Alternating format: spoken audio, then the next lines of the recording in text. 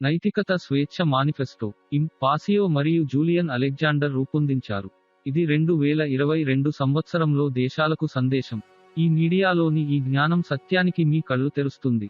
మీరు ఒక రూపంలో లేదా మరొక రూపంలో బానిసత్వంలో జన్మించారనే నిజం. మీరు ఏ విధంగానూ స్వేచ్ఛా పురుషుడు లేదా స్వేచ్ఛా స్త్రీ కాదు మరియు మీ తల్లిదండ్రులు, తాతలు లేదా ముత్తాతలు కూడా కాదు. నిజానికి మన నాగరికత ఆవిర్భవించినప్పటి నుండి లేదా మొదటి మనిషి నుండి కూడా మొత్తం మానవ జాతి బానిసత్వంలో ఉంది. మీరు అతన్ని జీరో మ్యాన్, ఆడమ్ లేదా మీకు నచ్చిన పేరు ఏదైనా పిలవవచ్చు.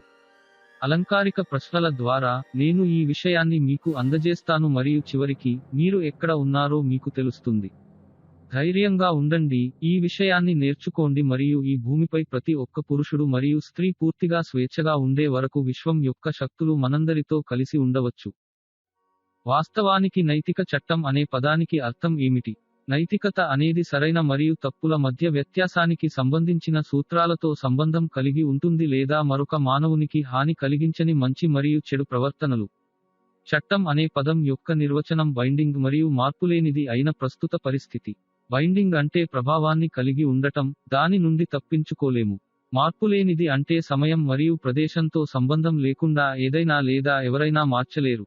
అందువల్ల నైతికత చట్టం అనేది సార్వత్రికమైన, మానవ నిర్మితమైన, కట్టుబడి మరియు మార్చలేని పరిస్థితుల సమితి. ఇది హానికరమైన లేదా హానిచేయని చర్యలను చేయగల సామర్థ్యంతో మేధో జీవుల ప్రవర్తనా పర్యవసానాన్ని నియంత్రిస్తుంది.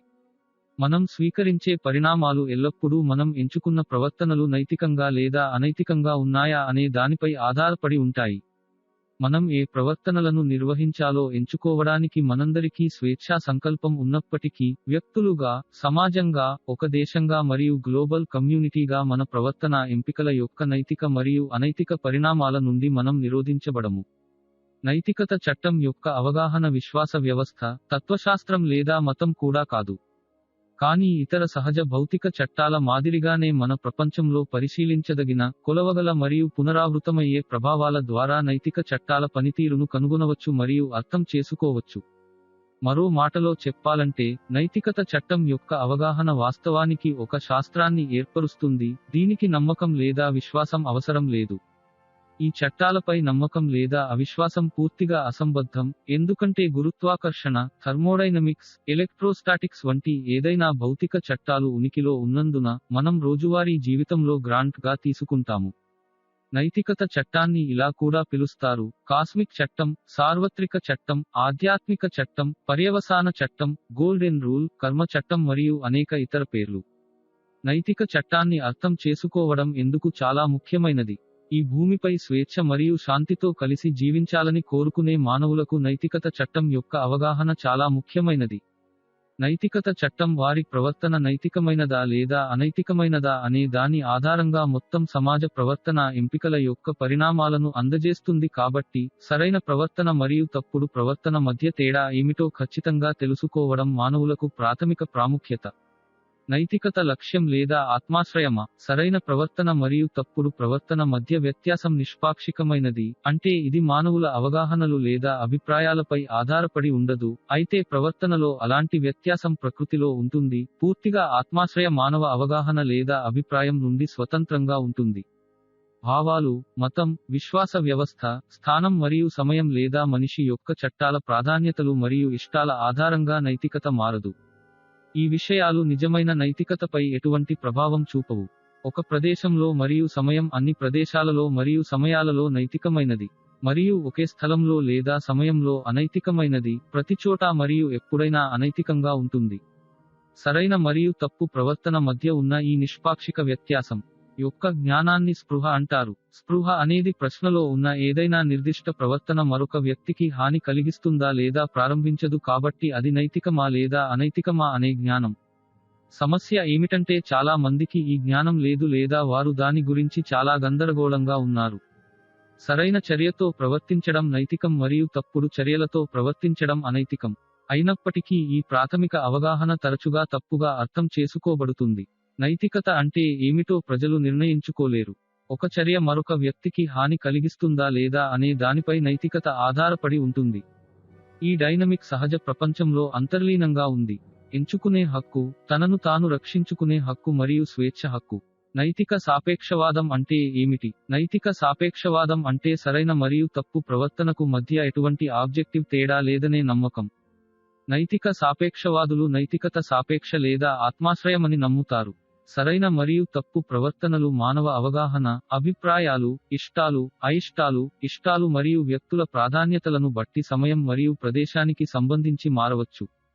నైతిక సాపేక్షవాదం అంటే మానవులు తమను తాము ఒప్పు మరియు తప్పులు ఏమిటో నిర్ణయించుకోవచ్చని నమ్ముతారు. మరియు వారు ఏ సమయంలోనైనా లేదా ప్రదేశంలో వారి ఇష్టాలు మరియు అయిష్టాల ఆధారంగా నైతిక మరియు అనైతిక ప్రవర్తనకు మధ్యవర్తులు కావచ్చు. నైతికత అనేది ప్రజలు విశ్వసిస్తున్నట్లుగా ఆత్మాశ్రయమైనది కాదని గుర్తించడం మానవాళికి ఖచ్చితంగా అవసరం, మరియు అది ఖచ్చితంగా మానవ అవగాహన లేదా అభిప్రాయాలపై ఆధారపడి ఉండదు. నైతిక మరియు అనైతిక ప్రవర్తనల మధ్య ప్రకృతిలో ఖచ్చితంగా ఆబ్జెక్టివ్ తేడా ఉంటుంది. ఎందుకంటే నైతిక ప్రవర్తన ఇతర మానవులకు హాని కలిగించదు, అయితే అనైతిక ప్రవర్తన ఇతర మానవులకు హానిని కలిగిస్తుంది. ఈ డైనమిక్స్ సహజ ప్రపంచం లోపల ఉన్నాయి మరియు అంతర్లీనంగా ఉంటాయి. నేడు మానవ సమాజంలో నైతిక సాపేక్షవాదం యొక్క ప్రాబల్యం ప్రస్తుత మానవ పరిస్థితి వలె బానిసత్వాన్ని ఒక రూపంలో లేదా మరొక రూపంలో పటిష్టం చేసే ప్రధాన కారకాల్లో ఒకటి. మానవ ప్రవర్తనను నైతికత చట్టంతో సమలేఖనం చేయడం అనేది సరైన మరియు తప్పు ప్రవర్తనల మధ్య లక్ష్య వ్యత్యాసాన్ని తెలుసుకోవడంపై ఆధారపడి ఉంటుంది. సమాజంలోని చాలా మంది సభ్యులు ఆ ఆబ్జెక్టివ్ వ్యత్యాసాలకు సంబంధించి ఎటువంటి నిజం లేదని అంగీకరిస్తే, ఆ సమాజం ఎప్పుడూ నైతికంగా ప్రవర్తించదు కాబట్టి, వారు సమాజంగా నిజంగా స్వేచ్ఛగా ఉండలేరు. నైతిక సాపేక్షవాదాన్ని స్వీకరించే సమాజంలో నిజమైన స్వేచ్ఛ ఎప్పుడూ ఉండదు. సరైన మరియు తప్పు ప్రవర్తన మధ్య నిష్పాక్షికమైన తేడా లేదని ప్రజలు విశ్వసించే సమాజం. సరైన మరియు తప్పు మధ్య లక్ష్య వ్యత్యాసాన్ని తెలుసుకోవడం మరియు తప్పుడు చర్యపై సరైన చర్యను ఉద్దేశపూర్వకంగా ఎంచుకోవడం స్వేచ్ఛ కోసం షరతు యొక్క అభివ్యక్తికి పునాది. నిష్పాక్షికమైన నైతికత లేదని ప్రకటించడం ద్వారా మానవులు ఆ పునాదిని తొలగిస్తే, వారు తమ జీవితాలలో లేదా వారు నివసించే సామాజిక నిర్మాణాలలో నిజమైన స్వేచ్ఛ యొక్క స్థితిని ప్రదర్శించలేరు. నిజమైన ఆబ్జెక్టివ్ నైతికతను అర్థం చేసుకోవడం మానవ అధికారం మరియు ప్రభుత్వాల చట్టబద్ధతపై ప్రాథమికంగా లోపభూయిష్టమైన నమ్మకాన్ని గుర్తించడంలో మానవత్వం సహాయపడుతుంది. అలా చేయడం ద్వారా మానవ పరస్పర చర్య, స్వచ్ఛందంగా మరియు హింస మరియు బలవంతపు అనైతికత నుండి విముక్తి పొందవచ్చు. మనకు స్వేచ్ఛతో కూడిన ప్రపంచం కావాలంటే, సత్యం మన అవగాహన నుండి స్వతంత్రంగా ఉంటుందని మరియు ఆబ్జెక్టివ్ నైతికత ఉందని మరియు మనం దానిని తెలుసుకోవచ్చని మనం అర్థం చేసుకోవాలి. సరైన మరియు తప్పు ప్రవర్తన మధ్య నిజమైన నిర్వచనాన్ని ప్రజలు నేర్చుకుంటే, మానవత్వం పూర్తిగా స్వేచ్ఛగా మారుతుంది మరియు ఉంటుంది. మానవులు ఈ జ్ఞానాన్ని తిరస్కరించడం మరియు అధికారం మరియు నైతిక సాపేక్షవాదం వంటి తప్పుడు నమ్మకాలను అంగీకరించడం కొనసాగిస్తే, మానవత్వం ఒక రూపంలో లేదా మరొక రూపంలో బానిసలుగా మిగిలిపోతుంది. హింస, బలవంతం మరియు నైతిక సాపేక్షవాదం ఆధారంగా వ్యవస్థను క్షమించడం మరియు శాశ్వతం చేయడం ద్వారా, మన స్వాభావిక హక్కులు మన నుండి కొద్దికొద్దిగా తీసివేయబడటం చూస్తూ, బానిసత్వ మార్గంలో కొనసాగుతాము. మన సమాజంలో నైతిక చట్టం యొక్క ప్రభావాలు ఏమిటి? భూమిపై మన భాగస్వామ్య మానవ అనుభవం, సమిష్టిగా సృష్టించబడింది మరియు మన సామూహిక మానవ ప్రవర్తనల నాణ్యత ద్వారా నిర్ణయించబడుతుంది. ఇది భౌతిక పరిధిలో పనిచేసే ప్రవర్తనా పర్యవసానాల నైతిక చట్టాల ప్రభావాలను ప్రదర్శిస్తుంది. మన ప్రవర్తనలు సాదాసీదాగా పిలవబడే దానిలో పనిచేస్తాయి, ఎందుకంటే మన ప్రవర్తన భౌతిక అభివ్యక్తికి మూల కారణం, ఫలితంగా ప్రపంచం ఏర్పడుతుంది. మన సామూహిక మానవ ప్రవర్తనల యొక్క పరిణామాలు మరియు పరిణామాలు, మనమందరం జీవించాల్సిన భాగస్వామ్య మానవ స్థితిని ఏర్పరిచే సాదా ప్రభావాలపై కార్యరూపం దాల్చుతాయి. దీనినే కారణం మరియు ప్రభావాల చట్టం అని కూడా అంటారు. నైతికతకు సంబంధించి మన సమగ్ర ఆలోచనలు మన జాతుల మొత్తం ప్రవర్తనలుగా రూపాంతరం చెందుతాయి, మరియు ఆ ప్రవర్తన ఫలితంగా పరిస్థితులు మరియు పర్యవసానాలుగా రూపాంతరం చెందుతుంది. నిజంగా మనం సమిష్టిగా ఏమి విత్తుతామో దానిని సమిష్టిగా పొందుతాము. ఈ విధంగా మన ప్రవర్తనలు ఏ సమాజంలోనైనా మన పరిస్థితులను సృష్టిస్తాయి. ఈ డైనమిక్స్ పదే పదే గమనించవచ్చు మరియు అటువంటి పరిశీలన ఫలితంగా వాటి పనితీరును తెలుసుకోవచ్చు. మానవ సమాజంలో ఈ డైనమిక్స్ యొక్క అధ్యయనం ప్రవర్తనా పర్యవసానాల శాస్త్రాన్ని ఏర్పరుస్తుంది. స్వేచ్ఛ యొక్క చట్టం అంటే ఏమిటి మరియు అది నైతికతకు ఎలా వర్తిస్తుంది? నైతిక మరియు అనైతిక ప్రవర్తనల మధ్య లక్ష్య వ్యత్యాసాన్ని గ్రహించే సామర్థ్యాన్ని కలిగి ఉన్న మానవుల మొత్తం జనాభా యొక్క స్వేచ్ఛ లేదా బానిసత్వం యొక్క స్థితులను స్వేచ్ఛ యొక్క చట్టం నియంత్రిస్తుంది. సమాజం సమిష్టిగా మరింత నైతికంగా మారినప్పుడు, వారు సమిష్టిగా మరింత స్వేచ్ఛగా మారాలని స్వేచ్ఛ యొక్క సహజ చట్టం నిర్దేశిస్తుంది. మరియు సమాజం సమిష్టిగా మరింత అనైతికంగా మారినప్పుడు వారు సమిష్టిగా తమ స్వేచ్ఛను కోల్పోతారు మరియు మరింత బానిసలుగా మారతారు. మొత్తం సమాజం యొక్క స్వేచ్ఛ మరియు బానిసత్వం మొత్తం సమాజం యొక్క ప్రవర్తనలు నైతికంగా లేదా అనైతికంగా సరైనదా అనే దానిపై ఆధారపడి ఉంటుంది. చాలా మందికి ఇప్పటికీ సరైన మరియు తప్పు ప్రవర్తన మధ్య నిష్పాక్షికమైన తేడా తెలియదు కాబట్టి వారు నైతిక చట్టాలకు అనుగుణంగా లేని తీర్పులను నిరంతరం చేస్తున్నారు. నైతిక చట్టాలకు సంబంధించి ఎక్కువ మంది వ్యక్తులు అటువంటి అజ్ఞానంతో ప్రవర్తిస్తున్నందున ఈ ప్రవర్తన మన సమాజంలో మొత్తం రుగ్మత మరియు గందరగోళానికి ప్రాథమిక మూలంగా మారుతుంది. మరో మాటలో చెప్పాలంటే స్వేచ్ఛ యొక్క చట్టాన్ని ఇలా క్లుప్తీకరించవచ్చు: ఏ సమాజంలోనైనా మొత్తం నైతిక ప్రవర్తన పెరుగుతుంది కాబట్టి ఆ సమాజంలోని సభ్యుల మొత్తం స్వేచ్ఛ కూడా పెరుగుతుంది. కానీ ఏ సమాజంలోనైనా సమిష్టి నైతిక ప్రవర్తన క్షీణించడంతో ఆ సమాజంలోని సభ్యుల సమగ్ర స్వేచ్ఛ కూడా క్షీణిస్తుంది. మరింత సరళంగా చెప్పాలంటే నైతికత స్వేచ్ఛను పెంచుతుంది మరియు నైతికత క్షీణించినప్పుడు స్వేచ్ఛ కూడా క్షీణిస్తుంది. నైతికత మరియు స్వేచ్ఛ ఒకదానికొకటి ఆధారపడి ఉంటాయి. అనైతికత మరియు బానిసత్వం ఒకదానికొకటి ఆధారపడినట్లే. అందువల్ల మానవ స్వేచ్ఛ అనేది నైతిక చట్టాలకు అనుగుణంగా ఉండే వ్యక్తుల విద్యావంతుల తీర్పుపై పూర్తిగా ఆధారపడి ఉంటుంది. ఇది సరైన ప్రవర్తన మరియు తప్పు ప్రవర్తన మధ్య వ్యత్యాసం యొక్క లక్ష్యం జ్ఞానం. కొందరు అలా ప్రయత్నించినప్పటికీ ఈ చట్టాలు చివరికి మానవ ఇష్టాయిష్టాలు లేదా కోరికలకు అనుగుణంగా పని చేయడం, మార్చడం, కొట్టడం లేదా వంగడం సాధ్యం కాదు. ఇతర జీవుల యొక్క సహజ హక్కులు మరియు సార్వభౌమాధికారాన్ని గమనించడానికి ఎంచుకోవడం అనేది ఆధ్యాత్మిక చట్టానికి అనుగుణంగా ఉంటుంది. అటువంటి ఎంపికలో భూమిపై స్వేచ్ఛ వ్యక్తమయ్యే పరిస్థితిని సృష్టిస్తుంది. ఈ చట్టాలను నేరుగా ఉల్లంఘిస్తూ తప్పుడు చర్యలను ఎంచుకుంటే గందరగోళం మరియు బాధ మాత్రమే కనిపిస్తుంది. నైతిక చట్టాలకు అనుగుణంగా వ్యవహరించాలా వద్దా అనే స్వేచ్ఛా సంకల్ప ఎంపిక ఆధారంగా మానవ ప్రవర్తన సమిష్టిగా మన భౌతిక వాస్తవికతలో వ్యక్తమవుతుంది, తద్వారా స్వేచ్ఛ యొక్క స్థితిని సృష్టించడం లేదా నైతిక చట్టాలకు విరుద్ధంగా వ్యవహరించడం, తద్వారా మానవ బానిసత్వం యొక్క స్థితిని సృష్టిస్తుంది. ఇవి అన్ని మానవ రకాలను నియంత్రించే సార్వత్రిక నైతిక, ఆధ్యాత్మిక చట్టాలు. నైతికత స్వేచ్ఛతో ఎలా ముడిపడి ఉంది? నిజమైన ఆధ్యాత్మికత స్వేచ్ఛలో పాతుకుపోయింది. అది మానసిక మరియు శారీరక స్వేచ్ఛతో కూడిన ఆధ్యాత్మిక స్వేచ్ఛ. స్వేచ్ఛ అనేది సృష్టి ప్రసాదించిన సహజమైన హక్కు. స్వేచ్ఛ మరియు ఆధ్యాత్మికత అంతర్లీనంగా అనుసంధానించబడి ఉంటాయి మరియు ఒకదానికొకటి ఎప్పటికీ వేరు చేయబడవు, ఎందుకంటే స్వేచ్ఛ అనేది నిజమైన ఆధ్యాత్మికత యొక్క ఉద్దేశ్యం మరియు లక్ష్యం. నిజమైన ఆధ్యాత్మికత అనేది స్వేచ్ఛ గురించి, అంటే ఆధ్యాత్మిక స్వేచ్ఛ, మానసిక స్వేచ్ఛ మరియు శరీరం యొక్క భౌతిక స్వేచ్ఛ. విశ్వాన్ని నియంత్రించే ఆధ్యాత్మిక చట్టాలు తమ జీవులకు ఒకరితో ఒకరు సామరస్యంగా మరియు శాంతితో జీవించడానికి స్వేచ్ఛను అందించే నైతిక చట్టాలు. సార్వత్రిక చట్టాలు సృష్టి నియమాలు, మరియు ఎవరైనా చేయగలిగినదల్లా దాన్ని కనుగొనడం లేదా అర్థం చేసుకోకపోవడం. నైతికంగా ఆధ్యాత్మిక వ్యక్తికి ప్రతి ఒక్కరికీ అందరికీ సమానమైన హక్కులు ఉన్నాయని మరియు ఎవరికన్నా ఎక్కువ హక్కులు లేదా తక్కువ హక్కులు ఉండవని తెలుసు. నైతికత జంతువులకు వర్తిస్తుందా లేక మనుషులకే వర్తిస్తుందా? మీరు జంతువులు ఉన్న సహజ ప్రపంచంలోకి వెళ్లి నైతికత చట్టం గురించి నేర్చుకోకండి. కాదు, మోరాలిటీ లా అంటే అది కాదు. నైతికత చట్టం మనకు, మానవులకు లేదా ఉన్నతమైన జీవులకు వర్తిస్తుంది, ఎందుకంటే సరైన మరియు తప్పు చర్యల మధ్య వ్యత్యాసాన్ని అర్థం చేసుకునే మానసిక సామర్థ్యం మనకు ఉంది. మనం సంభావిత మరియు గ్రహణ స్థాయిలో ఆలోచించవచ్చు. అలా చేయగలిగిన మెదడు మనకు ఉంది. మరోవైపు జంతువులకు అలాంటి మెదడు లేదు. కాబట్టి ఈ నియమాలు మరియు చట్టాలు జంతువులకు వర్తించవు, ఎందుకంటే ఇవి తమ మేకప్లో కొన్ని భావోద్వేగాలతో సహజసిద్ధమైన జీవులు. మనుషులకు ఉన్నంత భావోద్వేగ సంక్లిష్టత జంతువులకు లేదు, లేదా అర్థం చేసుకోవడానికి వారికి భావోద్వేగ లేదా మేధో సంక్లిష్టత లేదు. వారికి సమగ్ర మేధస్సు సామర్థ్యం కూడా లేదు. జంతువులకు మానవుని వలె మనస్సు మరియు హృదయ ఆధారిత తెలివితేటలు లేవు. మనం, మానవులు మనస్సాక్షి యొక్క జ్ఞానాన్ని తీసుకోవచ్చు మరియు సరైన మరియు తప్పు ప్రవర్తనల మధ్య వ్యత్యాసాన్ని తెలుసుకోవచ్చు. ఒకసారి మీరు నిజమైన మనస్సాక్షికి సామర్థ్యం కలిగి ఉంటారు మరియు ప్రవర్తనలు ఎందుకు సరైనవి లేదా తప్పు అని అర్థం చేసుకోవడానికి మీకు మెదడు ఉన్నందున, అప్పుడు నైతికత చట్టం మీకు మరియు గ్రేటర్ విశ్వంలోని అన్ని జీవులకు సంపూర్ణ మేధస్సుతో వర్తిస్తుంది. మానవ హక్కు యొక్క నిర్వచనం ఏమిటి? మానవ హక్కు అనేది మరొక మనిషికి హాని కలిగించని చర్య. చాలా మంది మానవులు అడిగినప్పుడు ఆ సాధారణ నిర్వచనాన్ని సరిగ్గా అందించలేరు. మానవులు తమ దేశాల్లో తమ హక్కులు మరియు స్వేచ్ఛను కోల్పోవడానికి ఇది ప్రధాన కారణం. మనం సరిగ్గా నిర్వచించలేని దానిని మనం ఎలా ఉంచుకోగలం?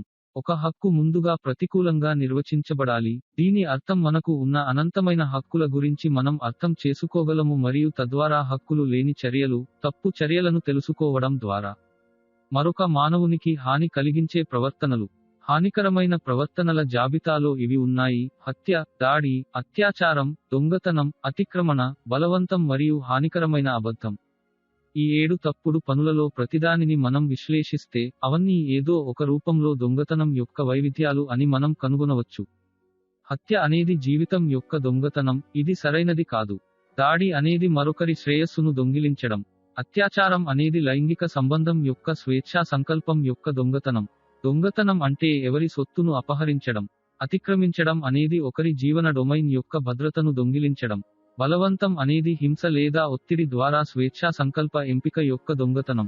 హానికరమైన అబద్ధం అనేది అవసరమైన సమాచారాన్ని దొంగిలించడం, ఇది సమాచారంతో కూడిన నిర్ణయం తీసుకోవడంలో ఇతరుల సామర్థ్యాన్ని ప్రతికూలంగా ప్రభావితం చేస్తుంది. హింస అనేది ఇతర మానవులకు వ్యతిరేకంగా హానికరమైన ప్రవర్తన యొక్క ప్రారంభాలు. హానికరమైన ప్రవర్తనల జాబితా నైతికత చట్టానికి వ్యతిరేకంగా అతిక్రమించడం, ఎందుకంటే అవి ఇతర మానవుల స్వాభావిక హక్కుల ఉల్లంఘన. ఈ అనైతిక ప్రవర్తనలు హింసకు భిన్నమైన నిర్వచనాన్ని ఏర్పరుస్తాయి. ఈ రకమైన దొంగతనాల ద్వారా ఇతర మానవుల స్వాభావిక హక్కులను ఉల్లంఘించడం నిజానికి హింస మరియు అనైతికతను నిర్వహించడం. తప్పుడు పనులన్నీ దొంగతనాల రూపాలు కాబట్టి, నైతిక ప్రవర్తనా నియమాన్ని చివరికి 2 పదాలలో సంగ్రహించవచ్చు: దొంగిలించవద్దు. మానవ హక్కులు ఎక్కడ నుండి వస్తాయి? మానవుల యొక్క స్వాభావిక హక్కులు విడదీయలేనివి మరియు సార్వత్రిక జన్మహక్కులు. ఇవి చట్టాలు, ఆదేశాలు లేదా ఆదేశాలు వంటి మానవజాతి యొక్క ఏదైనా చర్య లేదా ప్రక్రియ ద్వారా ఎప్పటికీ మంజూరు చేయబడవు లేదా తీసివేయబడవు. మన మానవ హక్కులు ప్రకృతి నుండే వచ్చాయి, అంటే అవి సృష్టికి పూర్వం మరియు అంతర్లీనంగా ఉన్నాయి. దురదృష్టవశాత్తు వేల సంవత్సరాల తరువాత, మానవ నాగరికత, చాలా మందికి ఇప్పటికీ ఈ శాశ్వతమైన సత్యం అర్థం కాలేదు. ఇతరుల హక్కులను గౌరవించడం మరియు గౌరవించడం కోసం మానవులు ఉద్దేశపూర్వకంగా నైతిక చర్యలను ఎంచుకోవాలి, అంటే ఇతర మానవులకు హాని కలిగించడం కాదు, కానీ మనల్ని మనం చూసుకోవాలని ఆశించే అదే గౌరవంతో ఇతరులతో వ్యవహరించాలి. నైతిక చర్య ఉత్తమంగా భ్రమ కలిగిస్తుంది మరియు ఉద్దేశపూర్వకంగా చెత్తగా విస్మరించబడుతుంది. హక్కులు మానవత్వం ద్వారా లేదా ఏ రకమైన ప్రభుత్వాల ద్వారా సృష్టించబడవు, కానీ సృష్టి ద్వారానే మనకు ప్రసాదించిన జన్మహక్కులు. ఏ మానవుడు లేదా మానవ సమూహాలు ఇతరులకు హక్కులను మంజూరు చేయలేరు లేదా మరొక మానవుని నుండి హక్కులను పొందలేరు. ఇది ప్రకృతిలో లేని మానవ నిర్మిత నిర్మాణం, లేదా భగవంతుని మూల సృష్టిలో భాగం కాదు. నిజమైన నైతికవాదులు తమ స్వంత చర్యలకు వ్యక్తిగత బాధ్యతలను తీసుకుంటారు. వారు సృష్టి యొక్క సహజ నైతిక నియమాలకు సేవ చేస్తారు మరియు అనుసరిస్తారు. అన్ని హక్కులు చివరికి వచ్చాయి. మనుషులకు స్వేచ్ఛా సంకల్పం ఉందా? అన్ని జీవులు స్వాభావిక జన్మహక్కుగా స్వీయ యాజమాన్యాన్ని కలిగి ఉంటాయి మరియు అందువల్ల ఈ భూమి యొక్క ఏ ప్రాంతంలోనైనా సార్వభౌమాధికారంతో జీవించడానికి తమ స్వంత స్వేచ్ఛను ఉపయోగించుకునే సహజ హక్కును కలిగి ఉంటాయి. ఇతర మానవులచే హాని లేదా బలవంతపు దీక్ష నుండి విముక్తి. మానవ స్వేచ్ఛ మరియు మానవ హక్కులకు సంబంధించిన ఈ సూత్రాలు నైతికతకు మూలాధారాలు, మరియు ప్రవర్తనా పర్యవసానాల ఆధ్యాత్మిక చట్టాలచే నియంత్రించబడతాయి. ఈ సూత్రాలను ఉల్లంఘించడం అనేది తప్పుడు పనులు, అస్తవ్యస్తమైన చర్యలు సృష్టి ద్వారానే రూపొందించబడిన నైతిక చట్టాల స్వీయ క్రమబద్ధీకరణ డైనమిక్కు ప్రత్యక్ష విరుద్ధంగా పని చేస్తాయి. మానవులందరికీ నైతిక మరియు అనైతిక ప్రవర్తనల మధ్య ఎంపిక చేసుకునే స్వేచ్ఛ ఉంది. అవును, ప్రజలుగా మనకు ఎంపిక ఉంది. తప్పుడు చర్యలపై నైతికంగా సరైన చర్యను ఎంచుకోవడం ద్వారా మన ప్రవర్తనను మార్చుకోవడానికి మరియు దానిని నైతిక చట్టాలకు అనుగుణంగా తీసుకురావడానికి మన స్వేచ్ఛా సంకల్పాన్ని ఉపయోగించవచ్చు, లేదా మనం ఇతర మానవులతో అనైతికంగా ప్రవర్తించడాన్ని ఎంచుకోవచ్చు. అందరికీ ఒకే రకమైన హక్కులు ఉంటాయా? లేదా కొంతమందికి ఇతరులకన్నా ఎక్కువ హక్కులు ఉన్నాయా? ఇతరులకు హాని కలిగించే ప్రవర్తన అనైతిక చర్యలు అనే వాస్తవాన్ని చాలా మంది ప్రజలు అంగీకరిస్తారు. మేము, ప్రజలు, వారి చర్యల యొక్క నైతికత గురించి అందరినీ ఒకే ఖాతాలో ఉంచడంలో విఫలమైనప్పుడు సమస్య తలెత్తుతుంది. ప్రతి ఒక్కరికీ అందరికీ సమానమైన హక్కులు ఉన్నాయని మనం అర్థం చేసుకోవాలి. మరియు నైతిక చట్టాలకు మినహాయింపులు లేవు. మరొకరికి హాని కలిగించే నిర్దిష్ట చర్యను నిర్వహించే హక్కు ఏ వ్యక్తికి లేకుంటే, అటువంటి అస్తిత్వ హక్కును ఎవరూ ఏ మానవునికి లేదా ఇతర వ్యక్తుల సమూహాలకు తమను తాము ప్రభుత్వం అని పిలుచుకునే హక్కును అప్పగించలేరు. అందువల్ల అద్భుతంగా చేసే తప్పును సరైనదిగా మార్చండి. మరో మాటలో చెప్పాలంటే ప్రతి ఒక్కరూ అందరిలాగే సహజమైన స్వాభావిక హక్కులను కలిగి ఉంటారు. మరియు భూమిపై లేదా విశ్వంలో ఎక్కడైనా ప్రభుత్వం, పోలీసు, సైన్యం లేదా ఏదైనా ఇతర సామాజిక సంస్థలోని వ్యక్తులతో సహా ఈ నియమానికి మినహాయింపులు లేవు. నైతికత చట్టం ప్రకారం సమానత్వం అంటే ఇదే. చట్టబద్ధత ఏ రూపంలోనైనా నైతికతకు సమానం కాదు. ప్రభుత్వ అధికారం నైతికంగా చట్టబద్ధమైనదేనా? మనిషి యొక్క చట్టాలు నైతికత యొక్క సహజ నియమాలకు అనుగుణంగా ఉంటే అవి నిర్వచనం ప్రకారం అనవసరంగా మారతాయి. అందువలన అనవసరం. మనిషి యొక్క చట్టాలు నైతిక నియమాలకు విరుద్ధంగా ఉంటే అవి తప్పు మరియు అనైతికమైనవి. అందువల్ల ఈ చట్టాలు సమయం మరియు ప్రదేశంతో సంబంధం లేకుండా ఏ మానవునిపై చట్టబద్ధంగా కట్టుబడి ఉండవు. ఎందుకంటే ఏదైనా చట్టపరమైనది లేదా చట్టవిరుద్ధమైనది అది నైతికంగా లేదా అనైతికంగా ఉండదు. దీనిని గుర్తించడం ద్వారా మానవ అధికారం అని పిలవబడేది నైతికంగా చట్టవిరుద్ధమైనదని మనం సరైన అవగాహనకు రాగలము, ఎందుకంటే ఇది స్వచ్ఛందమైనది కాదు మరియు ఇది బలవంతం, ఒత్తిడి మరియు హింసపై ఆధారపడి ఉంటుంది. ఇది అనైతిక ప్రవర్తన.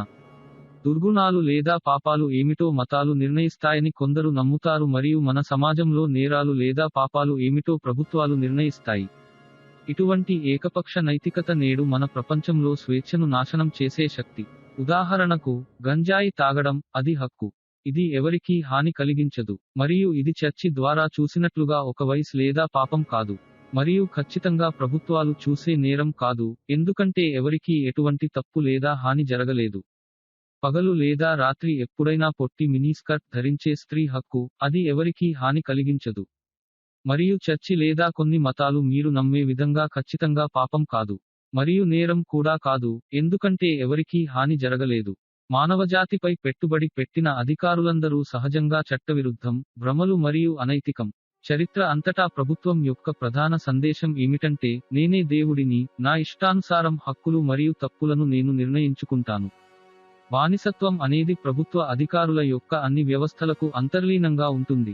ప్రభుత్వాలలో అధికారం అనేది పూర్తిగా హింసపై ఆధారపడిన వ్యాధిగ్రస్తమైన మనస్సు యొక్క భ్రాంతి మరియు ఆదేశాలను జారీ చేసే నైతిక హక్కు ప్రభుత్వాలకు ఉందని, ఇతరులు ఆ ఆదేశాలు లేదా ఆదేశాలను పాటించడంలో నైతిక బాధ్యతను కలిగి ఉంటారనే తప్పుడు భావనపై నిర్మించబడింది. మన ప్రపంచం మంచిగా మార్చడానికి నిజమైన చర్య తీసుకోవడానికి దాని గురించి తగినంత శ్రద్ధ వహించాల్సిన నైతిక బాధ్యత మాకు ఉంది. పిల్లలు మరియు కొంతమంది పెద్దలు ప్రభుత్వం నుండి సమాచారం వస్తే తప్ప సమాచారం నిజం కాదని నమ్ముతారు. ప్రభుత్వ అధికారం ప్రకృతిలో ఉందా? ప్రభుత్వ అధికారం అనేది ప్రకృతిలో లేని చట్టవిరుద్ధమైన మానవ నిర్మిత నిర్మాణం. కొంతమంది వ్యక్తులు మరొక మానవునిపై చట్టబద్ధమైన అధికారాన్ని కలిగి ఉండగలరని లేదా కొంతమందికి ఇతరులకన్నా ఎక్కువ లేదా తక్కువ స్వాభావిక హక్కులు ఉన్నాయని విశ్వసించే వ్యవస్థ మన ప్రపంచంలో మరియు మానవ చరిత్రలో అసమానమైన బాధలు మరియు మరణాలకు అత్యంత ప్రాథమిక కారణాలలో ఒకటి. దురదృష్టవశాత్తు సంపూర్ణ మతపరమైన ఆవేశంతో దాదాపు అందరూ మానవులచే ఆమోదించబడిన మరియు విశ్వసించబడిన నిర్దిష్ట వ్యక్తుల సమూహాలచే అధికారం మరియు ఎల్లప్పుడూ అసత్యమైన, చట్టవిరుద్ధమైన మరియు అనైతికమైన దావా ఉంది. రాజకీయ నాయకులు, పోలీసులు మరియు మిలిటరీకి అధికార ప్రతినిధిగా పిలవబడేది స్వాభావికంగా నైతికంగా చట్టవిరుద్ధం. ఇది వాస్తవానికి ప్రకృతిలో చేయలేము ఎందుకంటే మరొకరికి హక్కును అందించడం లేదా అప్పగించడం అసాధ్యం. మీ తరపున ఉపయోగించడానికి మీరు మరొక వ్యక్తికి మీ స్వాభావిక హక్కును ఇవ్వలేరు. ఇది మానవ నిర్మిత నిర్మాణం, ఇది నైతికత యొక్క చట్టాలలో లేదు. అందువల్ల ఈ వ్యక్తులు రూపొందించిన మొత్తం ఒప్పందం లేదా చట్టాలు నైతికంగా శూన్యం.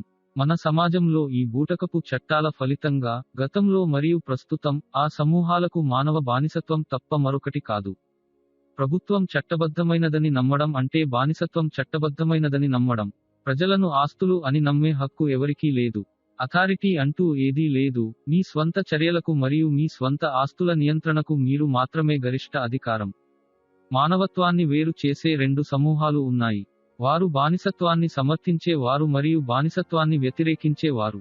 ప్రభుత్వం పన్ను విధించడం నైతికంగా చట్టబద్ధమైనదేనా? పన్ను విధించడం అనేది ప్రభుత్వాల బలవంతం మరియు హింస బెదిరింపుల వల్ల బలవంతంగా ఒకరి శ్రమను దొంగిలించడం.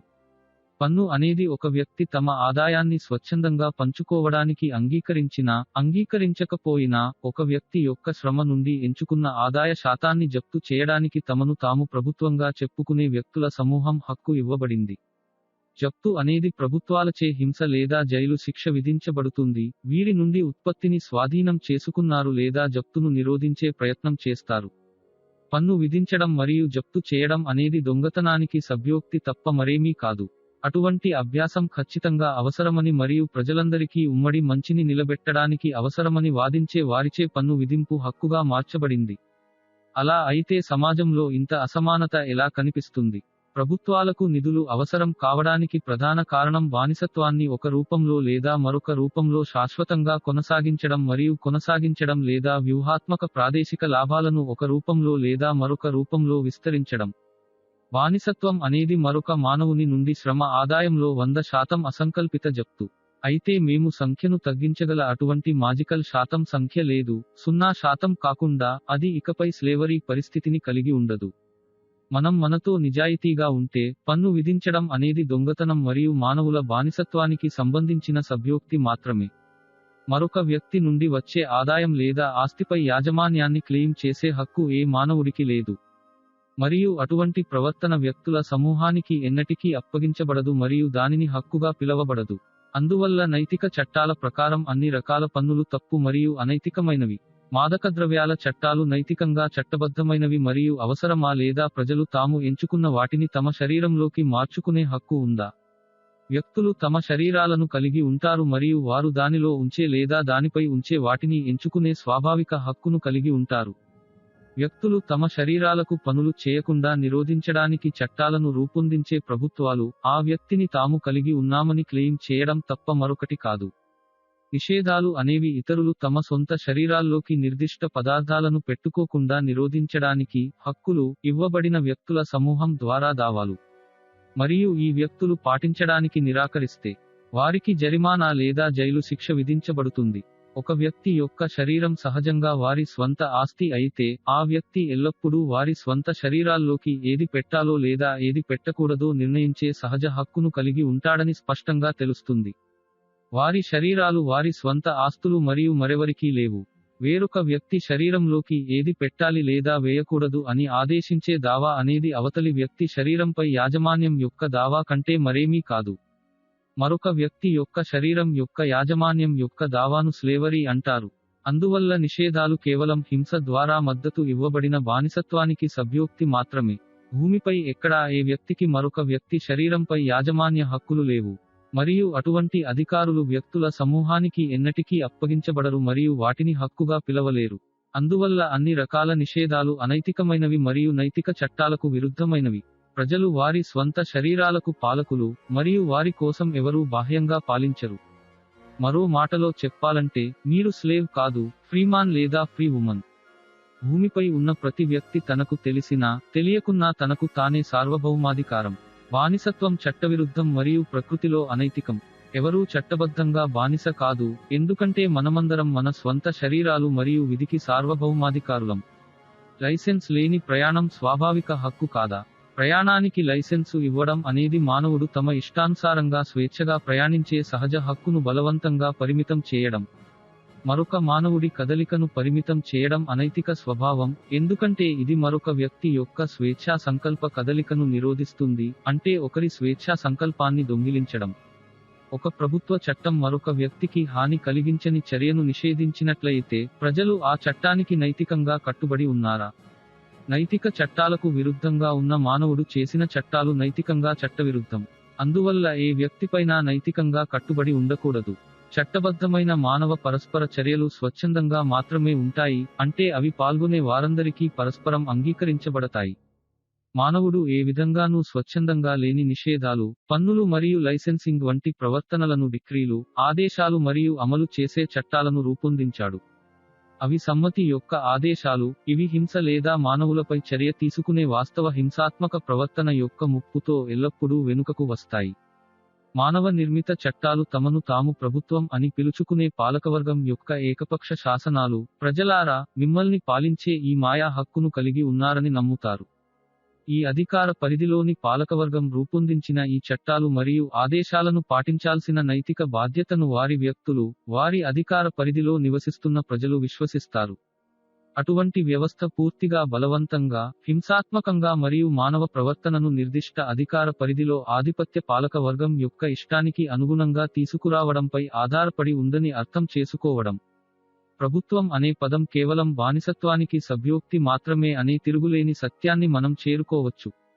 మరియు మానవ పరిస్థితి నిజంగా అదే, బానిసత్వం.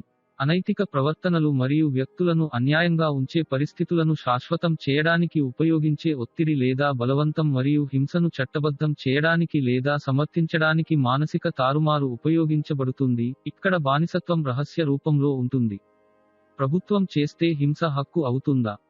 అధికారం అవసరం మరియు అది కొనసాగాలి అని నమ్మే వారు, మానవ బానిసత్వం అవసరమని మరియు గందరగోళాన్ని నిరోధించడానికి కొనసాగాలి అని నమ్ముతారు.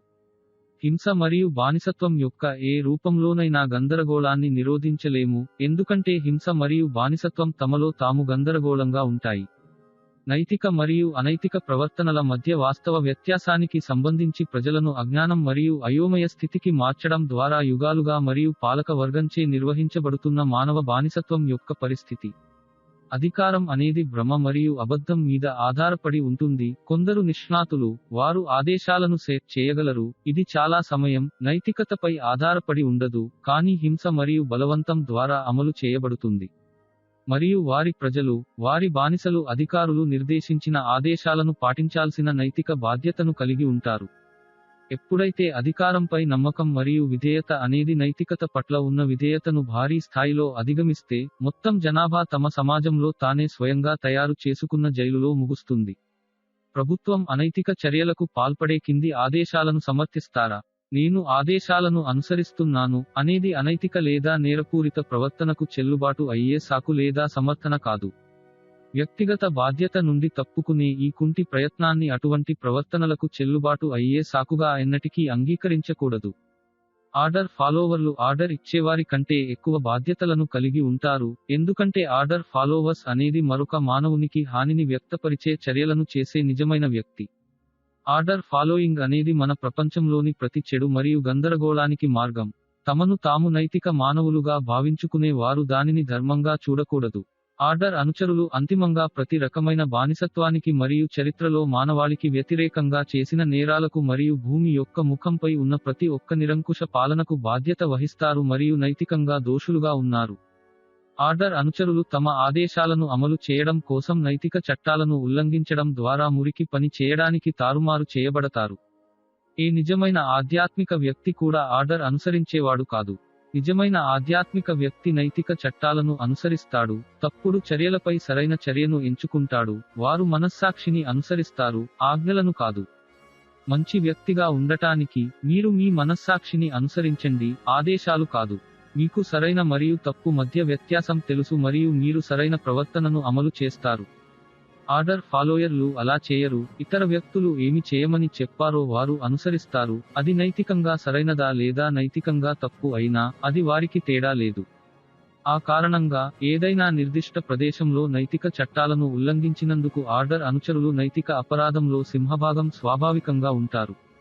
ఆదేశాలను అనుసరించడం అంటే, మీరు అమలు చేయమని ఆదేశించబడిన చర్యలు సరియైనదా లేదా తప్పా అని మీరే నిర్ణయించుకోకుండా, మీరు చేయమని చెప్పినట్లు చేయడం. ఒక వ్యక్తి మనస్సాక్షిని అమలు చేయకూడదు అనే ఆదేశాలను ఒక వ్యక్తి అనుసరిస్తుంటే, నిర్వచనం ప్రకారం మనస్సాక్షిని వ్యాయామం చేయడం అంటే ఎవరైనా ఉద్దేశపూర్వకంగా తప్పు చర్యలపై సరైన చర్యను ఎంచుకున్నట్లు అర్థం. ప్రభుత్వాలపై విశ్వాసాన్ని సమర్థించే ఆర్డర్ అనుచరులు వాస్తవానికి మానవాళికి ద్రోహులు. వారికి తెలిసినా తెలియకపోయినా, వారు మానవ స్వేచ్ఛను నాశనం చేయడానికి చాలా నమ్మక వ్యవస్థను సమర్థిస్తారు. తమ దేశాన్ని నిజంగా ప్రేమించే వారి లక్షణాలు ఏమిటి? వీరు స్వేచ్ఛ కోసం నిలబడతారు మరియు ఏ రూపంలోనైనా లేదా రూపంలోనైనా నిరంకుశత్వాన్ని వ్యతిరేకిస్తారు. వారు తమ దేశంలో పని చేసే ఏ రూపంలోనైనా బానిసత్వానికి వ్యతిరేకంగా నిలబడగలిగేంతగా తమ దేశాన్ని ప్రేమించేవారు. మరియు ప్రభుత్వాల నుండి అనైతిక ప్రవర్తనలను ఎవరు పిలిచారు మరియు అది ఎలా ఉందో ఖచ్చితంగా చెప్పండి. నిజమైన స్వాతంత్ర్య సమరయోధులు అనైతిక అధికారంపై నమ్మకాన్ని పూర్తిగా తిరస్కరిస్తారు మరియు వారు ఏ రూపంలోనైనా బానిసలుగా తమపై పాలించే పాలక వర్గం లేదా కేంద్రీకృత అధికార వ్యవస్థను తిరస్కరించారు. ఏ మానవుడు మరొకరిని చట్టబద్ధంగా పాలించలేడనే సత్యాన్ని స్వాతంత్ర్య సమరయోధులు అర్థం చేసుకున్నారు. నైతిక చట్టాలకు వ్యతిరేకం, ప్రజలను బానిసలుగా మార్చడం మరియు వారిని వీక్షించడం మరియు వారి ఆస్తులుగా పరిగణించడం వంటి ఏవైనా ప్రభుత్వ రూపాలకు వ్యతిరేకంగా వారు నిలబడతారు. ఆధునిక మిలిటరీ మరియు పోలీసులు స్వాతంత్ర్య సమరయోధులతో అయోమయం చెందకూడదు. సైన్యం స్వేచ్ఛ కోసం పోరాడటం లేదు.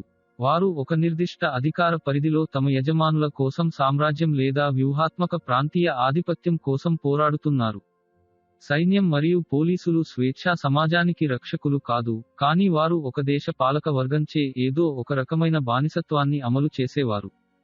దేశం అంటే భూమిని మరియు దానిపై నివసించే ప్రజలను గందరగోళానికి గురిచేయడాన్ని తప్పు చేయవద్దు. నిర్దిష్ట ప్రభుత్వం ఆ దేశంలో నియంత్రణలో ఉండి అనైతికతను అమలు చేస్తుంది. దురాక్రమణకు వ్యతిరేకంగా తమను తాము రక్షించుకునే హక్కు మానవులకు ఉందా? నైతికత చట్టం యొక్క ప్రధాన సూత్రాలలో నాన్ అగ్రెషన్ సూత్రం ఒకటి. ఈ సూత్రం అంటే ఇతర మానవులపై లేదా ఆ విషయం కోసం ఏదైనా జీవులపై దూకుడు లేదా హింసను ప్రారంభించడం నైతికంగా తప్పు. ఇది మనల్ని నైతికత చట్టం యొక్క మరొక ముఖ్యమైన సూత్రం, స్వీయ రక్షణ సూత్రానికి తీసుకువస్తుంది. వారిపై హింసాత్మక చర్యలకు వ్యతిరేకంగా తమను తాము రక్షించుకోవడానికి భౌతిక శక్తిని ఉపయోగించుకునే సహజ హక్కును వ్యక్తి ఎల్లప్పుడూ కలిగి ఉంటాడు. ఆత్మరక్షణ అనేది హింస లేదా అనైతికమైనది కాదు మరియు ఎన్నటికీ పరిగణించరాదు. హింసకు వ్యతిరేకంగా ఆత్మరక్షణ అనేది మానవులందరికీ స్వాభావికమైన హక్కు. ఇది మార్పులేని సూత్రం, సమయం మరియు స్థలాన్ని అధిగమించింది. ఎవరైనా హింస ద్వారా నైతిక చట్టానికి వ్యతిరేకంగా ఉల్లంఘించినప్పుడు, దూకుడును ఆపడానికి ఎంత శక్తి అవసరమో, ప్రాణాంతకమైన శక్తితో సహా మనల్ని మనం రక్షించుకునే హక్కు మనకు ఎల్లప్పుడూ ఉంటుంది. ప్రకృతిలో, ప్రజలు తమను తాము రక్షించుకోవాల్సిన పరిస్థితిలో ఉన్నప్పుడు ప్రాణాంతక శక్తిని ఉపయోగించుకునే హక్కును కలిగి ఉంటారు, లేకుంటే వారు చనిపోతారు. చాలా మంది వ్యక్తులు నిజమైన స్వాతంత్ర్యానికి భయపడతారు, ఎందుకంటే ఇది మొత్తం వ్యక్తిగత బాధ్యతలను సూచిస్తుంది మరియు చాలా మంది మానవులు కోరుకోని మరియు వారు ఎటువంటి ధర లేకుండా తప్పించుకోవడానికి ప్రయత్నిస్తారు. భావోద్వేగ పరిపక్వతకు ఆత్మరక్షణ గురించి అభివృద్ధి చెందిన అవగాహన అవసరం. అయితే, భయం దాదాపు ఎల్లప్పుడూ అజ్ఞానం నుండి పుడుతుంది. తమను తాము రక్షించుకోవడానికి ఆయుధాలను ఎలా ఉపయోగించాలో ప్రజలకు తెలియదు కాబట్టి, అన్ని ఆయుధాలు ఏదో ఒకవిధంగా తమకు హాని కలిగిస్తాయని వారు అహేతుకంగా భయపడతారు. ఈ వ్యక్తులు భయంతో మాత్రమే ప్రతిస్పందిస్తారు కాబట్టి, ప్రతి ఒక్కరూ తమ సహజమైన ఆత్మరక్షణ హక్కును కోల్పోవాలని వారు పట్టుబట్టారు, తద్వారా వారు భయపడకు అనుమతించబడతారు. ఇది అపరిపక్వ, భయపడే పిల్లల మనస్తత్వం, చెత్తగా ఇతరుల ఆత్మరక్షణ హక్కును సమర్థించడం. అటువంటి పిల్లల లాంటి మనస్తత్వం కోసం వారి ప్రాక్సీ పేరెంట్ అయిన ఈ వ్యక్తుల కోసం ప్రభుత్వాలు అడుగు పెట్టడం చాలా సంతోషంగా ఉంది. ఒక వ్యక్తి తనపై అడుగు పెట్టకుండా ఉండటానికి తగినంత స్వీయ ప్రేమను పెంపొందించుకోవాలి. నేను బానిసను కాను, తీవ్రమైన పరిణామాలు లేకుండా మీరు నా జీవితాన్ని తీసుకోరు, మీరు నా ప్రాణాన్ని తీయవచ్చు, కానీ సృష్టి ద్వారా నాకు ప్రసాదించబడిన నా హక్కులు మరియు స్వేచ్ఛను మీరు తీసుకోబోవడం లేదు. ప్రజలు తమ స్వంత స్వీయ స్థితిలో మరొక మానవుడిని చంపవలసి వస్తుందనే బాధ్యత గురించి చాలా భయపడతారు, తమను తాము సజీవంగా ఉంచుకోవడానికి రక్షణ. ఎవరైనా మీ జీవితాన్ని లేదా స్వేచ్ఛను లేదా మీ ప్రియమైన వారి, తల్లి, తండ్రి, కొడుకు, కుమార్తె, జీవిత భాగస్వామి యొక్క జీవితం మరియు స్వేచ్ఛను తీయడానికి ప్రయత్నిస్తుంటే, ఆ వ్యక్తిని రక్షించడానికి మీరు ఉద్దేశపూర్వకంగా చంపగలరో లేదో మీకు తెలుసా? మిమ్మల్ని లేదా మీ ప్రియమైన వారిని హత్య చేయడానికి ప్రయత్నిస్తున్న వారిని మీరు చంపలేకపోతే, మీ ప్రాణం కోసం వస్తున్న లేదా మీ ప్రాణాలను తీయడానికి వస్తున్న మరొక వ్యక్తిని మీరు చంపలేరని భావించడానికి మీరు ఆత్మస్థాయిలో చాలా విచ్ఛిన్నం కావాలి. మీ ప్రియమైన వ్యక్తి పసిఫిస్ట్ అంటే ఎట్టి పరిస్థితుల్లోనూ తమను తాము రక్షించుకోవడానికి లేదా ఇతరులను రక్షించుకోవడానికి బలవంతంగా పని చేయని వ్యక్తి. ఈ రకమైన ఆలోచన దేవుడు ఇచ్చిన హక్కులను ఉల్లంఘించే ఈ ప్రపంచంలోని సంభావ్య నిరంకుశులు, నియంతలు మరియు మానసిక రోగుల ఇష్టానికి మొత్తం మానవాళికి బానిసత్వాన్ని సమర్పించడానికి మార్గం సుగమం చేస్తుంది. శాంతికాముకులకు హింస మరియు ఫోర్స్ మధ్య తేడా అర్థం కాలేదు. ఒక శక్తి అనేది దురదృష్టవశాత్తు ఇతరుల హక్కులకు హాని కలిగించే మరియు ఉల్లంఘించే వారికి వ్యతిరేకంగా జీవితాన్ని మరియు హక్కులను కాపాడుకోవడానికి తరచుగా అవసరమైన హక్కు. పసిఫిజం అనేది బాధిత మనస్తత్వానికి సభ్యోక్తి కంటే మరేమీ కాదు. శాంతికాముకుడు ఈ ప్రపంచంలోని అన్ని రకాల చెడులను ఉల్లాసంగా నడపడానికి అనుమతిస్తాడు. ఆత్మరక్షణకు సంబంధించి ఎవరికైనా తెలియకపోవడం ప్రతి ఒక్కరి స్వేచ్ఛను ప్రభావితం చేస్తుంది. మనం ఏది నమ్మాలనుకున్నా నమ్మే హక్కు మనకు ఉందా? మన నమ్మకాల గురించి ఒక నిర్ధారణకు రావడానికి ఆలోచనల ద్వారా తర్కించే సామర్థ్యం మనకు ఉంది. అన్ని ఆలోచనలు హక్కులే కానీ అన్ని నమ్మకాలు హక్కులు కావు, అవి ఇతరుల హక్కును ఉల్లంఘిస్తే. మనం ఏది నమ్మాలనుకున్నా నమ్మే హక్కు మనకు లేదు. ఆ నమ్మకాలు హింసను మన్నించకపోయినా లేదా మరొక వ్యక్తి యొక్క బానిసత్వానికి మద్దతు ఇవ్వకపోయినా, నైతిక చట్టాల పరిధిలోనే ఉన్నట్లయితే మాత్రమే మనం విశ్వసించదలిచిన వాటిని విశ్వసించే హక్కు మాకు ఉంటుంది. ప్రజలు తమ స్వంత మతాన్ని కలిగి ఉండటానికి అర్హులు, వారు కోరుకున్నదానిని వారు విశ్వసించగలరు. మతాలను కలిగి ఉండటం లేదా ఏ రకమైన మతాలు ఏర్పడటంలో తప్పు లేదు. కానీ జీవితాలు, హక్కులు మరియు వ్యక్తిగత ఆస్తులు వంటి ఇతర ప్రజల హక్కులను ఉల్లంఘించడం ద్వారా హానికరమైన, తప్పుడు ప్రవర్తనలను సమర్థించే విషయానికి వస్తే, అప్పుడు బక్ ఆపివేయబడుతుంది మరియు మతాన్ని మన సమాజాల నుండి పూర్తిగా తొలగించి, విచ్ఛిన్నం చేయాలి మరియు చివరికి మా గ్రహం. ప్రజలు కావాలంటే బానిసలుగా మారే హక్కు ఉందా? ప్రజలు కూడా తాము బానిసగా ఉండాలనుకుంటున్నారని నమ్మే హక్కు కూడా లేదు. అది హక్కు కాదు. సృష్టిలో బానిసత్వాన్ని అంగీకరించే హక్కు ప్రజలకు లేదు, ఎందుకంటే అది సృష్టి ద్వారానే వారికి ఇచ్చిన స్వేచ్ఛ యొక్క బహుమతిని తిరస్కరించడం. మరియు అది ప్రభావవంతంగా హాని కలిగిస్తుంది మరియు ఒక రూపంలో లేదా మరొక విధంగా ప్రజలను ఇప్పటికే బానిసలుగా తీసుకున్న ఇతరులకు వారి స్వేచ్ఛా సంకల్పం మరియు స్వేచ్ఛను కోల్పోయే ప్రమాదం ఉంది.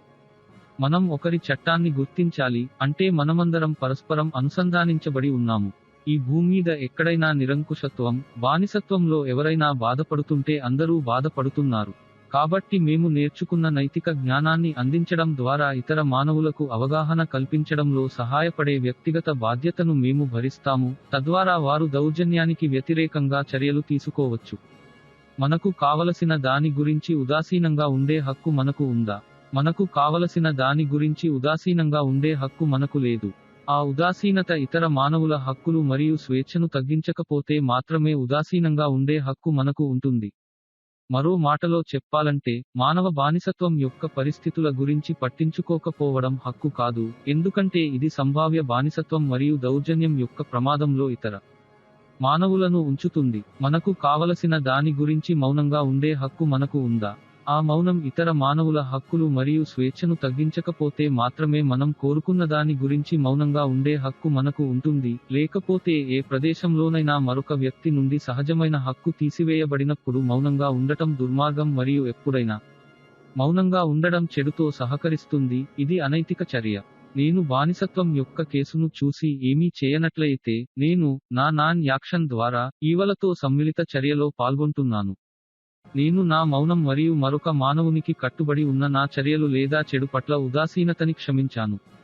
మరియు అది హక్కు కాదు, ఎందుకంటే ఇది ప్రతి ఒక్కరినీ ఏదో ఒక రూపంలో బానిసలుగా మార్చే ప్రమాదం ఉంది. నిష్క్రియాత్మకంగా ఈవల్ని అంగీకరించడం ద్వారా మరియు మౌనంగా ఉండటం ద్వారా, మేము జరుగుతున్న చెడు మరియు అనైతిక చర్యలో పాల్గొంటున్నాము.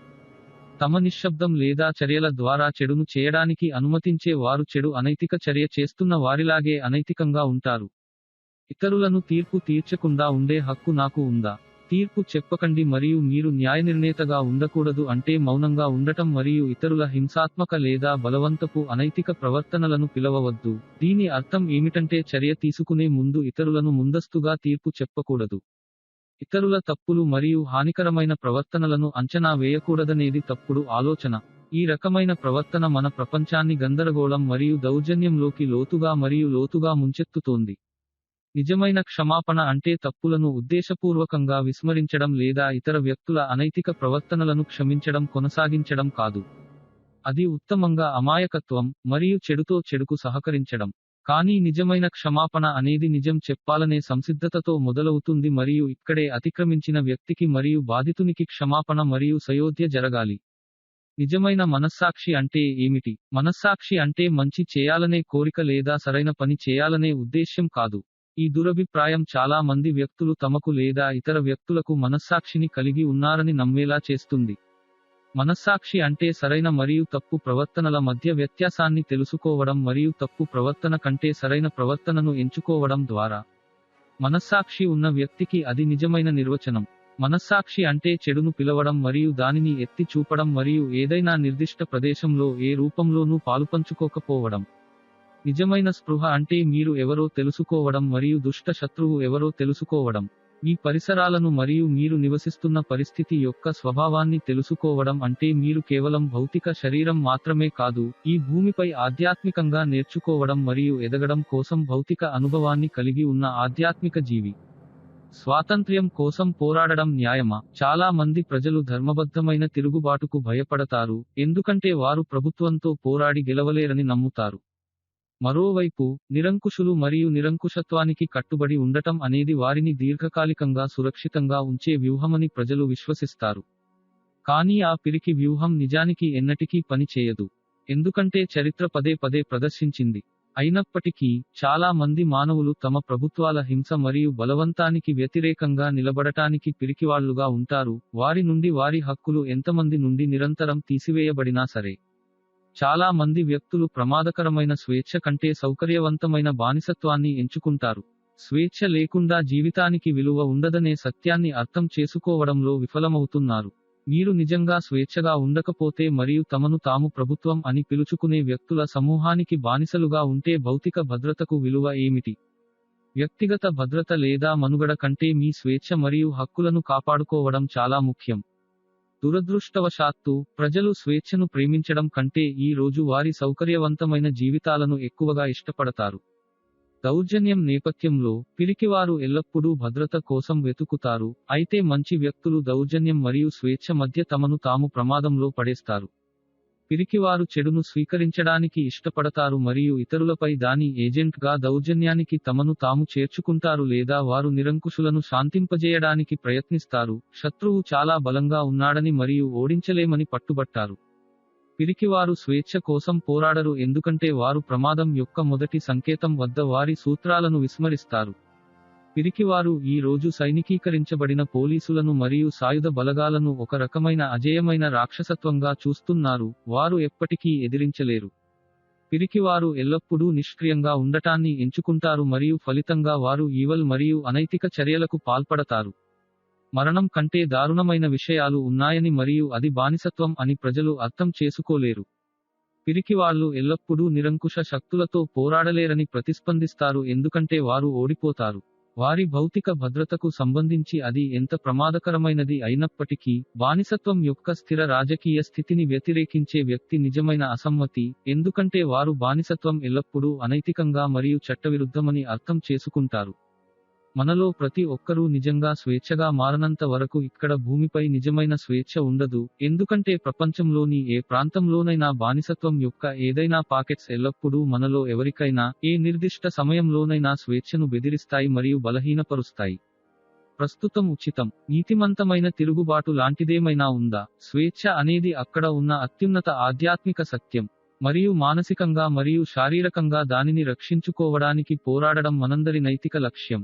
ఏ రూపంలోనైనా చెడుకు ప్రతిఘటన వ్యర్థం కాదు. స్వేచ్ఛ అనేది క్రియేషన్ నుండి లభించే ఉచిత బహుమతి కాబట్టి ఇది ప్రకృతి యొక్క చట్టాలతోనే ఆధ్యాత్మిక అమరికకు మార్గం. మనం దాని రక్షణకు ఎదుగుతున్నప్పుడు, విశ్వంలోని శక్తులు మరియు శక్తులు మన సహాయానికి వస్తాయి, ఎందుకంటే మన కారణం న్యాయమైనది మరియు గొప్పది మరియు సృష్టికి అనుగుణంగా ఉంటుంది. బానిసత్వంతో పోరాడటానికి సరైన ప్రేరణ ఏమిటంటే, ఇది మానవాళికి అనైతికమైనది మరియు ఈ గ్రహం యొక్క ఏ ప్రాంతంలోనైనా కొనసాగడానికి అనుమతించకూడదు, ఎంత ఖర్చు అయినా కావచ్చు. నిజమైన స్వాతంత్ర్య సమరయోధులు, భౌతిక పోరాటంలో చనిపోతారో లేదో పట్టించుకోరు. వారు పోరాడరు ఎందుకంటే వారు మనుగడ కోసం మాత్రమే కోరుకుంటారు. కాదు, వారు పోరాడుతున్నారు ఎందుకంటే వారు బానిసత్వం మరియు చెడును దాని ప్రత్యామ్నాయాలతో అంగీకరించడం కంటే పోరాడి చనిపోతారు. స్వేచ్ఛ పరిరక్షణ కోసం ప్రవృత్తి వారి జీవిత సంరక్షణ కోసం ప్రవృత్తులను అధిగమిస్తుంది. ఈ విధంగా, ఇది విశ్వం యొక్క నైతిక నియమాలకు నా విధేయత, నేను సార్వభౌమ మానవుడిగా నా స్వాతంత్రాన్ని ప్రకటిస్తున్నాను. ఏ రూపంలోనైనా బానిసత్వంలో పాలించబడటానికి నేను అంగీకరించను. నేను ఏ నేరం చేయను, ఎందుకంటే నేను ఇతర మానవులకు హాని చేయను. నేను నైతిక చట్టాలకు విరుద్ధంగా లేబుల్లు లేదా పిడివాద భావజాలాలకు సభ్యత్వాన్ని పొందను. నేను ఈ గ్రహం మీద ప్రతి ఒక్కరినీ సోదరులు మరియు సోదరీమణులుగా చూస్తాను. నేను ఏ విధమైన చెడులో పాల్గొనను, ప్రత్యేకంగా భూమిపై ఏ రకమైన ప్రభుత్వాలతోనూ పాలుపంచుకోను. ఇది విశ్వం యొక్క చట్టాలకు నా విధేయత, మరియు విశ్వం నాతో ఉండవచ్చు. ఆమెన్.